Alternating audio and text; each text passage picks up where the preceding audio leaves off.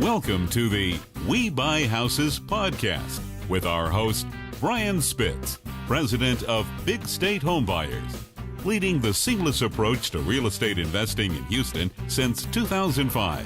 Brian's specialty in this large wholesale operation is facilitating real estate solutions for people wanting to sell quickly.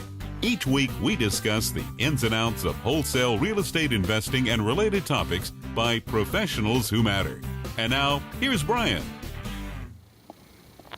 Good morning. My name is Brian Spitz, president of Big State Homebuyers, and we are speaking with Scott Yokley today. And Scott is with Bright Star Care, which is a home health care facility. And what we want to talk about right now is basically what a homeowner's options are. You know, I want to see what your clients do once they've got home health care. You know, what are their options? Do they stay in the home? At some point, do they transition out into long-term care? And when is a good time to sell a house? And what you see families doing. So thank you very much for joining us. Well, thank you, Brian. Very happy to be here. And yeah, to your question, the quick answer is we see every scenario. We have clients that we take care of in their home, and they choose to stay there until they eventually pass away.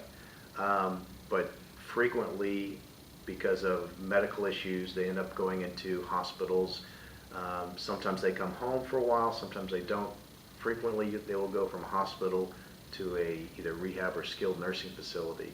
Right. And at that point, they may come back home, but depending on what's going on, they may not. They may need, because of the type of care they need, they can't get at the home anymore because they need much more medical intensive care. So, and the cost of doing that in the home can be prohibitive if you're talking about very extreme care. So frequently families will make the decision at some point along that timeline that perhaps mom or dad's not going to go home again. But you guys are able to go with your clients if they choose to the next facility. Is that correct? We have many clients that we actually go and take care of them in addition to like an assisted living facility or an independent living facility where they require more care than maybe the facility can provide. Facilities often have folks on staff who can help with little issues here and there, but they don't necessarily always have someone who can be with them continuously at their side for 8, 10, 12, 24 hours. Right. And do you have the same person that's with the client all the time, or the same? How do you rotate? You know, if they get used to the people that are caring for them, how does that work? What typically happens is we build a team approach of caregivers, and that depends on how often and how much time they are looking to have us there. Right. You know, if we've got clients that want round-the-clock care, then obviously we could end with a team of 4, 5, or 6 caregivers that rotate in shifts. If someone wants us kind of like a work week schedule, then it may just be 1 or 2 people. But we always try to balance between having as few different folks, different caregivers involved to keep continuity, but at the same time we want to build a good backup team so that we always have someone familiar with the client. Right. So once a client decides or a family decides it's time to move out of the house, or perhaps the client passes away, what do you think? What do you see people doing with the real estate itself? You know, like I said, one of the most common reasons that people sell a house to Big State Homebuyers is that they have inherited it, or they just can't take care of it anymore, which is also really common.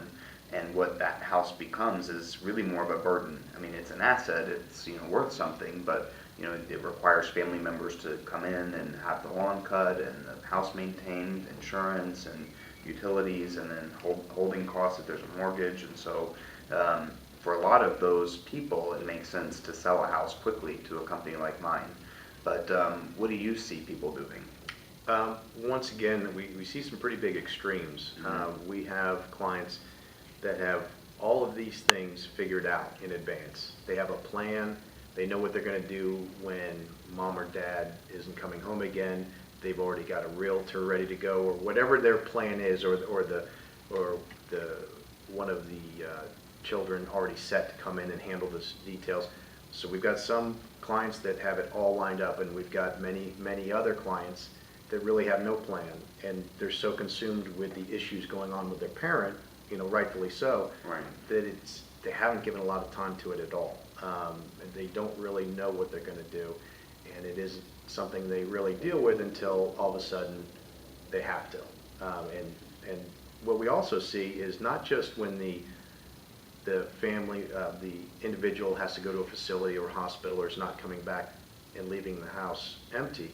We often see is when one spouse will be left alone. Right. And they no longer really wish to be or need to be in that house. They can't handle the upkeep. I just had a client last week whose husband passed away, and the house was on the market within 24 hours. They were ready to go. She knew she didn't want to be there anymore, Right. but she wasn't going to move until things went through the process, and her husband passed away. So she was ready with a plan, and she already knew where she was going to next, and she actually talked about that with her husband earlier on in the process. So she had a lot of comfort from that it was a mutual decision even after his passing. Right.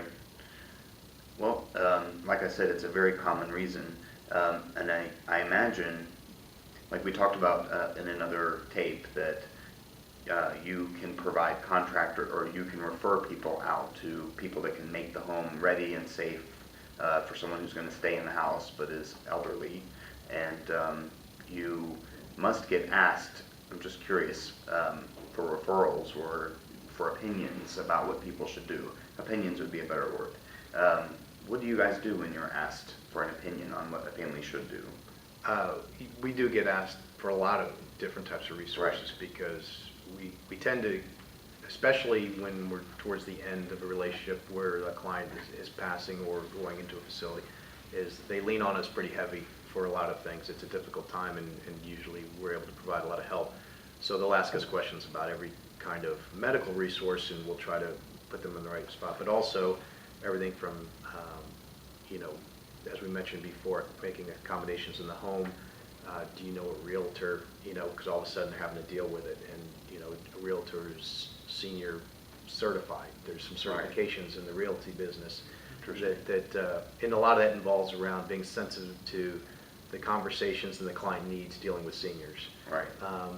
So yeah, we will refer to folks that we know in the area, that we feel comfortable that it's not our business, but we feel comfortable that they're a reliable and credible group. Yeah, we do the same thing. So at Big State, we don't get anything for our referrals necessarily. We just try to refer people to companies that we've used or that we like.